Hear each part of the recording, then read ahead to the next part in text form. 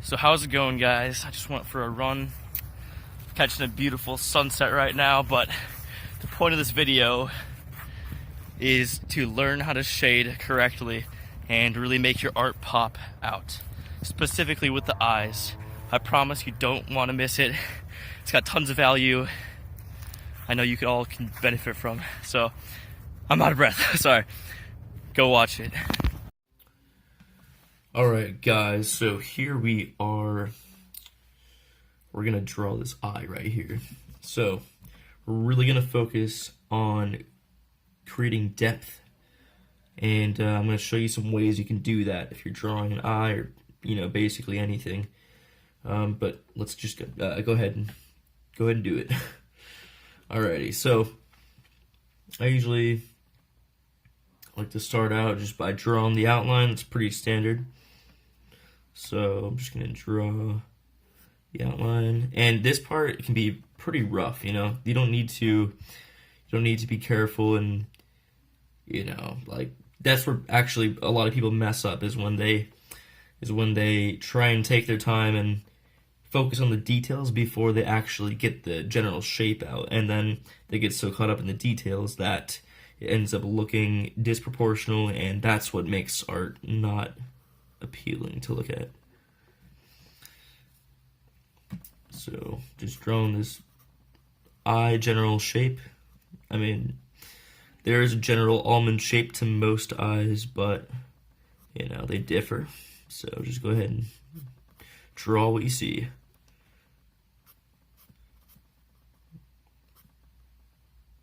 Alright, and an important part of every eye drawing is to make sure that you put the waterline on the eye. And the waterline is this bit right here. Everyone has it. There's one on the top, one on the bottom, but that's the waterline because when you cry, it wells up right there. So I believe that's why they call it that.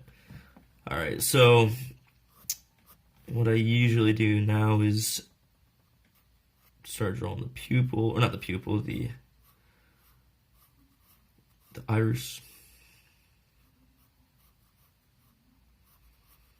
And when you're doing all this stuff, I want you to be very, very light with everything, because that will ensure that you don't mess up any, because I, believe it or not, don't use an eraser when I'm drawing because it does mess up the texture and the quality of the paper. So it just wouldn't be in your best interest to erase it, because then it'll tear some stuff up, and then the next time you draw on it, I'm sure you notice this, it'll just be darker, and it's harder to, let's say you're shading over that area that you erased, and then there's another area right next to it that hasn't been erased yet, and you just get different values all over, so it's just not a good thing. Let's say if you're gonna erase it all, use a gummy eraser and really stretch it out and just make a fine point with it. I'll show you what I mean in a future video, but it's a very helpful thing to not mess up what you've already done and actually get into grooves. It's a very moldable eraser. But anyways, back to the drawing. We're just gonna keep going, outlines, and then we gotta get this little part in here. A lot of people forget to add that. I have no idea what it's called, but it's there, so don't forget to draw it in. We're doing outlines right now, and let's actually do the waterline bit. Let's finish that up. I noticed there's a lot of highlights on his waterline, so we're gonna go back and hit that with, actually we won't because this is white paper, but if I was doing this on gray paper, I would go back and give it some highlights. So the eyelashes are not gonna come straight from the eye, it's gonna come from the far edge of the waterline. And when you do eyelashes, it can be tempting to overdo them, and I sometimes do. But, it's just your best interest to do not that many. Definitely, it's okay to add more on the top because there's more on the top. But I'm just gonna shade this in now. This dark bit, start to shade it in. And then we're gonna just draw this part. And again, it doesn't have to be perfect because we're going light at first. We go back over it, that's when it matters. And so we're just getting the general shape. We can go back and edit the shape, you know. And then we're gonna block in the eyebrow. So right here. Alright, and the type of shading I like to use the most is that type of shading. Right there. Because to me, it looks the best. And I see people try and smudge things and it just ends up looking unprofessional, and that's mostly because they don't know how to, you know, where to put the correct values and stuff like that, and we'll go over that in the future. But for right now, I would say if you're just learning and you want to be consistent, I would say don't smudge and just do a shading kind of like this. Hold it from very far back. You notice actually a lot I change my grip on the pencil. Sometimes I'll be here. That's mostly if I want to be really specific and get something, you know, very accurate. But if I'm just drawing the whole shape to begin with, I might hold it about mid pencil, just so I'm not too, you know, I'm not putting too much pressure down. That tends to happen when you move closer. You put more pressure. You move far apart. Well, you don't have as much torque, so you know you're just doing this. But anyways, let's do this eyebrow. And I really don't spend too much time and put too much effort into the eyebrows. I just like to, you know, hairs like that too. I don't really see the point in putting too much detail into it, because when I'm drawing a portrait, unless the hair is like intended to be the main piece of it, I like to just make the face stand out more. So I won't put as much detail into, you know, the eyebrow or the hair. But you know. Alright, and so now I'm just gonna go in and fix this, darken it up.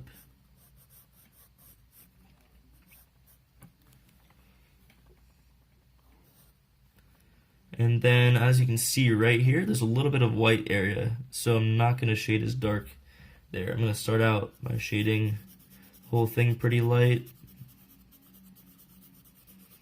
just to be safe, and then we go back and shade this darker.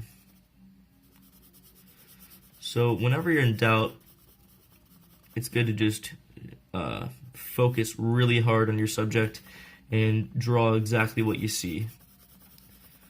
You'll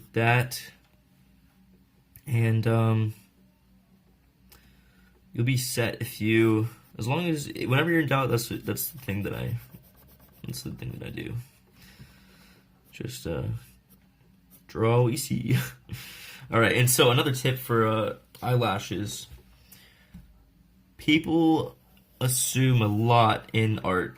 All right, and that's what messes people up. They assume how things look. They just assume, okay, eyelash must go straight up like that. You know, I'll just do that. That's unrealistic. A good eyelash swoops down a little bit. And, oops, that's... but it'll swoop down below the eyelid a little bit, and that's just a more realistic looking eyelash. Alright, so a little bit of a line down here.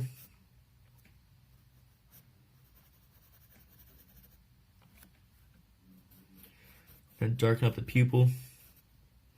Kind of the way, my method is I just go, kind of cycle back between the different parts of the drawing. And, you know, whenever it feels right. And I noticed that because I made a time-lapse video of myself drawing this one time, and it kind of looked like I did that. I kind of went in like a circle. I don't know. We'll have to see. Maybe do a time-lapse with this one. But now we're going to do these eyelashes the way that makes them look really good.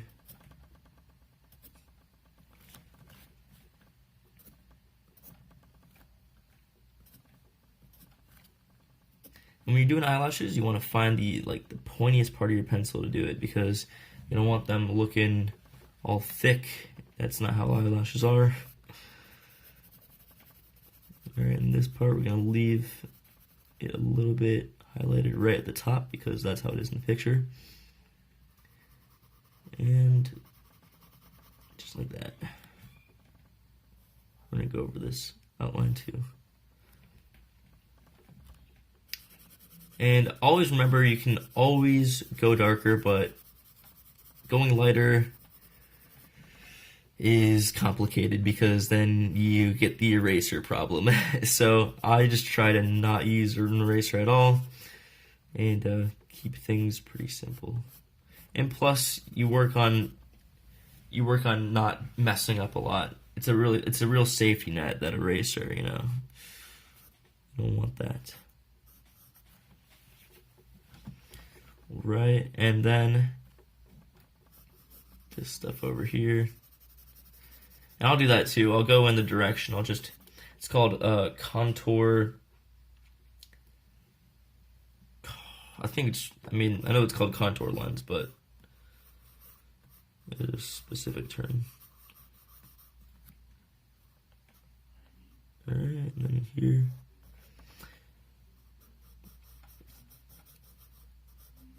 And I'm also going to show you guys what difference shading the actual eyeball makes. It's astonishing.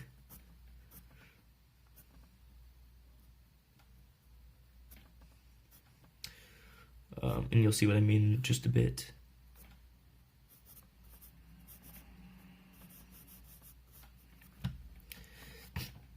And now we're going to go down here, and this is really valuable information, right? You don't want to add too many lines down here because you can age the person real fast, and that's not what you want to do if they're young, because they'll look creepy and old. You don't want that stuff. It's not allowed here. Alright, and we're just going to hit these lines down here a couple more times. There we go. We don't want to do too many because then they will look old, and that's not good. Alright. So now we're gonna do the shading, what I said earlier for the eyeball. So first, let's just do this pupil. And see how I left that highlight in there? You want to do that because, it's part of the picture. And it makes it pretty realistic. Gives that nice shiny effect.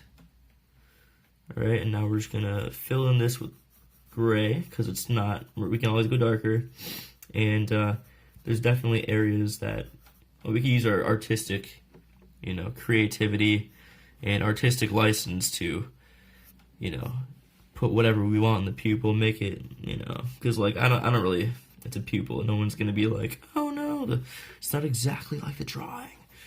You can use your artistic license to do whatever at all times, whatever you feel would make the drawing more impactful or better,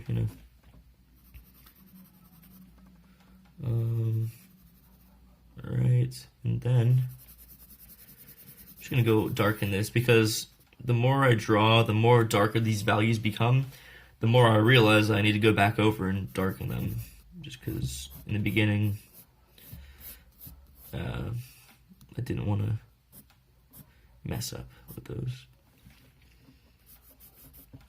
Alright, and then, now this is a point where a lot of people would stop and just, because they recognize that the eye is white, so let's just leave it white. But if you look at the picture, there's a lot of shadow over here, which gives it that 3D convex shape, so we're just going to add that right now. And we're going to darken it over here. And while we're doing it, we're going to do that circular motion, so it really gives it that 3D spherical looking shape. And of course, when you get to more towards the center, you lighten up because it's farther out than the rest of the eye. So just doing that really gives it that 3D looking feel. And we're going to darken this stuff up because this is not as dark as it should be. It's good to have a full range of values to really create that effect, you know? Depth, like, think of it like a shape is like, you know, it's not too much depth with it, but if you make it a cube, and actually let's just use the cube as the example. It's a cube, it doesn't look like it's 3D. However, if you recognize that there's a light source and you kind of shade these different sides, well, it becomes 3D looking. Alright, so we're going to continue. And, you know, I guess it's almost done, so we'll just do our finishing touches. But even that white's too bright, you know. Sometimes I have to go back and edit it. Edit it. Alright, and then these down here.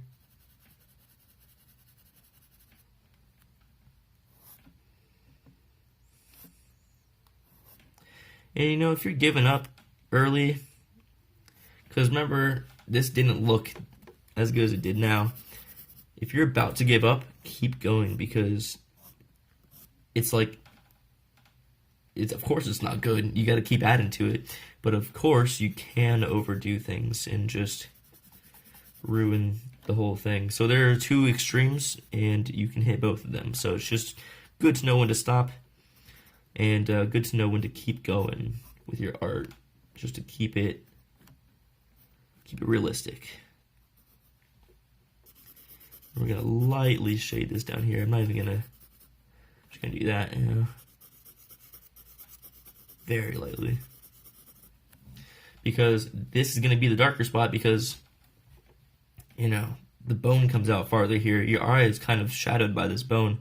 However, your cheek comes out farther than your eye does, so the light will hit it if the light source is coming from above, you know? So this is definitely going to be lighter than this. And that also applies to lips. The top lip will always be darker than the bottom unless the light source is coming from the bottom.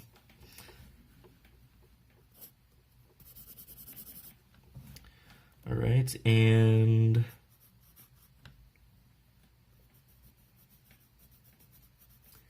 shade more towards the top of the eye as well, because there is the lid which creates a shadow.